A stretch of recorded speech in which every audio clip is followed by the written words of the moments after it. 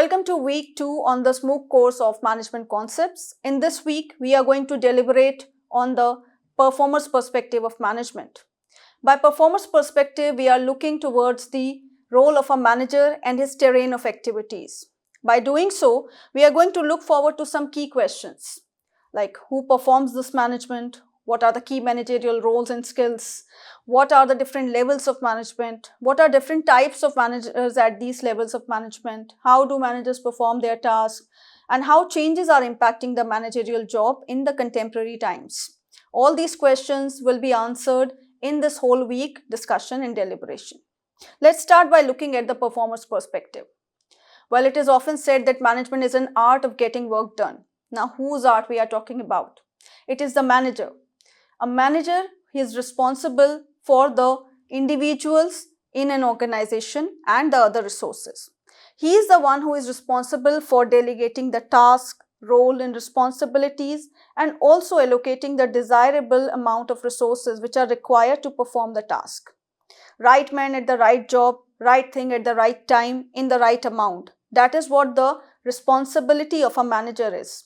When things are in place, management is intact. When things are not in place, management is questioned. That is what the role of management is all about. It is complex because it deals with human beings. It is complex because it deals in uncertain times. Now, to manage all these kinds of stuff all together towards a unified goal is the role and responsibility of a manager. And that is why it is very important to reflect on this, that who really manager is. First, we have to look into what this manager is all that we are talking about. The art that we are referring to is a combination of the knowledge, skills, and attitude. When we talk about the knowledge, we are talking about the requisite amount of information, the requisite amount of understanding of the nature of activities that a manager is about to perform. The knowledge about the context, the knowledge about the content, what is to be done, when is to be done, how is to be done, all these kinds of things will only be possible when a person has the required knowledge of the background. When we talk about the skills of a manager, skills are of different types because it deals with people. People are different. So ensure that the things are happening in the right amount of frame that has been established as a goal and they are achieved within time in a desirable manner. That is what has happened through the skills that the managers incorporate into this whole process. And when we talk about the abilities, it is the ability of a manager to convince other people to incorporate certain amount of efforts in a desirable way. Now, the other person will not be equally enthusiastic as you are when you are setting a goal.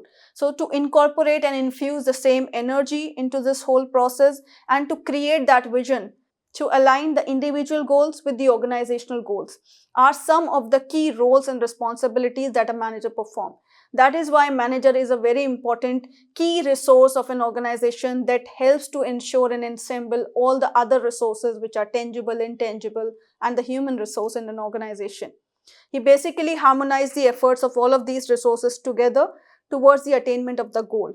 Not just attainment of the goal, but to effectively and efficiently achieve the goals of an organization. So, a manager is a multitasker. When we talk about the multitasking, basically we are referring to the functions of management that a manager performs. The basic functions of management, which was to plan, to organize, to lead, and to control. How do managers perform these functions? Well, when we talk about that what is to be done, when is to be done, we are basically talking about some short-term objectives. Now, in the new times, we call it as SMART goals. Why SMART? Because they have to be specific, measurable, attainable, realistic, and time-bound. These SMART goals are some short-term objectives which are delegated towards the other human beings in an organization working in a team so that they can understand what is to be done and when is to be done. That is very important. If the goals are not time bound, it is very difficult for a corporate to achieve their ultimate goal. So the short-term objectives are important because they gives a feedback also to all the people who are working in harmonizing their efforts that they are achieving and they are making small bit in that direction of achieving the goal. The SMART goal set up by the managers gives us an idea of what is to be done and when it is to be done. So it's very important the planning part done by the managers, then we say that it's not only the plan which is going to make it work. There are resources which are required to perform. There could be a capital requirement, there could be some kind of machinery which was required, or some other information as a resource is required. Whatever is required in the whole process, along with the human resources to incorporate their efforts, that has to be provided, that has to be disseminated, that has to be allocated in a right amount of requirement. So that is also the role of managers, to organize the key resources all together in the whole process which are required. So we could say the right things at the right time.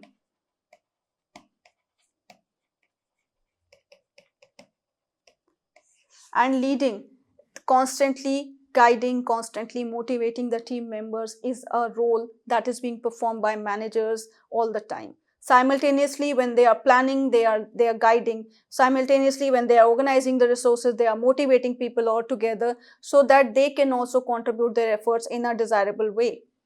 And of course, control is very, very important when we are talking about a management activity. If there is no proper supervision, if there is no proper controlling, if there is no set of standards that has to be achieved, if there is no benchmarking done, the role of leading is somewhere, we could say, incomplete. So the role of manager is constantly to also curtail certain points where they can control that things should not go out of this certain benchmark or a standard. It's include the role of a monitoring, it includes a role of supervision, it includes a role of also constantly giving feedback so that the timely responses can be given to the team, and it will help them to achieve the goals within the set limits of the time. So planning, organizing, leading and controlling are some basic functions which are the multitask of a manager, and he performs all these roles back and forth, not in a linear way always, sometimes linear, sometimes non-linear as well, but these are the different functions that are performed by a manager. They are responsible in delegating tasks, they are responsible to allocate resources which is required and essential to perform these functions smoothly for the purpose of achieving goals of an organization, unified goals, so that the individual goals are aligned with the organizational goals, and people should not feel out of place when they are engaging and contributing their efforts towards the goal attainment.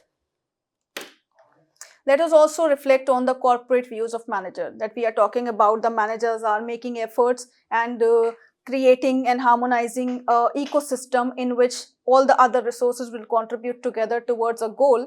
Now, what and how does a corporate view the efforts of a manager?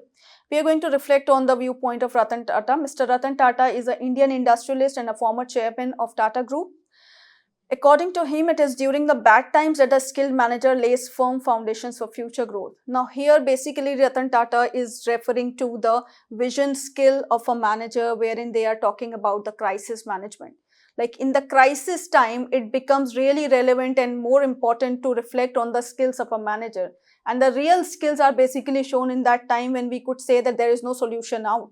So when we look at such kind of testimonies coming from a corporate owners or chairpersons or the top level authorities, it gives a kind of a motivation to the managers also, that whatever they are doing is also appreciated and well received by an organization. So this kind of reflection will also add on to the understanding of a role of a manager, that how important it is that it is viewed by the top officials of an organization also, that they also look forward to the philosophy of management, that how the activities in an organization, routine or critical daily basis activities, or we could say it's a crisis management, how the manager who is responsible to look after the other resources in an organization is handling this.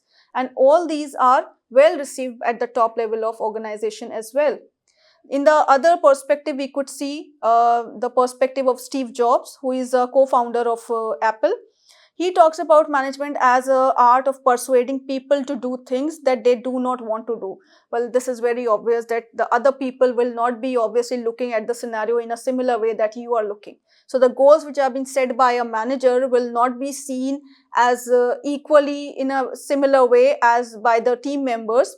So it is an art to convince them, persuade them to incorporate their efforts into the similar direction with the similar amount of enthusiasm and engagement, so that the desirable way should also be infused into the process to achieve the goal attainment. Now that really requires an art. So these two perspectives tells us about that the skills of a manager and the art of a manager to convince other people is what makes them a manager. So the role of a manager is all about that how he is doing his task, what he is supposed to do. So the role of manager is to perform the managerial functions and ensure that the task of delegation, the accomplishment of the goal is being intact in an organization. But all of that is possible through the skills, abilities and the kind of knowledge that a manager have and how they use these kinds of knowledge and skills in the whole process of incorporating this vision into a reality. Let us look at the hierarchy of a management. In every organization, there are different types of levels in which organization hierarchy is divided and distributed. It can be classified typically into 3 levels. One is the top level, other is the middle level and the lower level. Let us see and start with the top level official, that what they do. Basically, they play an administrative role in an organization. They formulate the strategies, they incorporate the vision of an organization, how the mission will be established. They are responsible for the policy making. In addition, they are also responsible for establishing and formulating the right amount of culture in an organization. So the organizational culture is also established by the top level authority. It is the vision, it is the philosophy, it is the belief and attitude of the top level management that decides that how the culture in an organization is going to be for the future, how the other activities at other level are going to be functioning, because it is going to be decided at the top level. It basically deals with the long-term plans, that what are the vision through which the organization is going to function and in a direction the organization is going to move. They are going to take the critical decisions, long-term investments, a kind of capital decisions related to an organization, what kind of strategies has to be formulated for the next 5 or 10 years. So these kinds of agendas are being set and formulated by the top level people, and they also establish the kind of policies and the culture and the vision of an organization, that how the people are going to be treated in an organization. The philosophy of management is basically coming from top to down. So top level people are the administrative people, while if we look at the middle level managers, they are the people who are basically performing the formulation done by the top level officials and incorporating that vision to the down level. So when we look at the middle level managers, they act as a link between the top level and the down level. They are basically performing the facilitative job.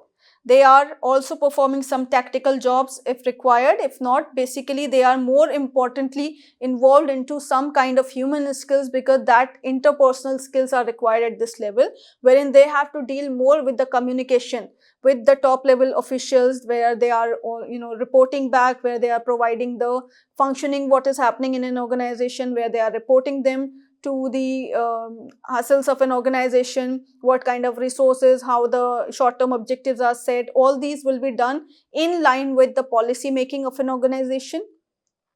While the lower level people are more concerned with the operative task, well, they are performing what has been said, what has been incorporated by the top level officials and what is coming from top to down.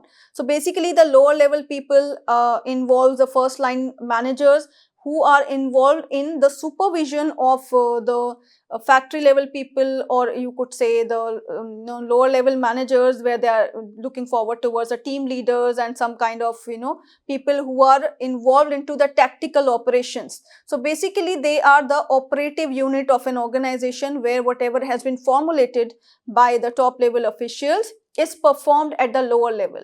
And the lower level people have lesser of the autonomy to do a task, because whatever has been delegated and designated to them, they will be doing those kind of tasks in alignment with the goals set by the top level managers. Whereas middle level managers, they are performing the task of facilitating functions. They are performing the task of setting the short term objectives, the mid level objectives as well. The kind of monitoring and controlling they are doing. It's very important for a middle level managers to provide feedback, not just only to our lower level people so that they can perform their task better, but they also give feedbacks to the top level managers for the purpose of ensuring that they will get to know what is happening about the nitty-gritties of an organization. So these are the three generic level in an organization where we could see people working. There is the top level, which is the administrative level, or we could say the policy making level, who are establishing and founding the culture in an organization. While the middle level people are those people who are executing that policy formation, and the lower level people are the one who are actually working at the operative level. Through their operations and through their activities, they basically follow what has been established by the top level authorities. Let us quickly look at what are the different types of managers at these different levels. When we look at the top level, there are some kind of designations that we are generally seeing in different organizations. No matter what type of organizations it is, it can be a manufacturing industry, it can be a textile industry, it could be whatever different kind of industries exist. But the nature of operations could be different, but the designations, the level of management is somewhat similar in almost organization. The more number of people in an organization, the higher number of hierarchies will be there. So the typical hierarchies and the typical designation and different title of managers we could see in this particular slide. So let's look at some of the titles of the top level managers. CEO, that is the Chief Executive Officer, which is very, very commonly known to public at large. We could see some technology officer. Because of the increasing role of technology in the current times, it is very important to reflect on this position in the top level authorities. We could see the COO, which is the operating officer. We could see vice president title. We could say the CHROs, which are the HR officers. We could see the CFOs. We could see the corporate heads. All these are the top level designations that we could typically see in a large organization. While at the middle level, if we could see, there are general managers, plant managers, regional managers, divisional managers. These different managers basically depend upon the kind of structure an organization has. The structure could be divisional, the structure could be a matrix structure. Based on that, the titles of the managers are designed. So these are the different titles that we could see at the middle level. The general, plant, regional, divisional, such kind of titles are being used at the middle level managers. And if we look at the lower level managers, basically the frontline managers are the lower level managers. However, there are different titles to it. There could be office managers because they basically deal at the administrative levels. There are assistant managers. There are shift supervisors. There could be section officers. There could be second line managers as well. As I initially said that there could be, depend upon the number of people. So the more number of people in an organization, the more number of hierarchies will be there. It is not necessary that second line managers are all in all the organizations. It depends upon that who are the second line managers, but in sometimes even the second line managers are there in an organization hierarchy, which may include some executive HR manager, some kind of program coordinators are there in organizations. So these titles are basically fall into the category of second line managers. Basically, they are the ones who are immediately reporting to the first line managers. And the kind of supervisor titles will be there mostly wherein the manufacturing or the production departments are there, or where there are factory layouts. In those kinds of organizations, the title of supervisors are being more used.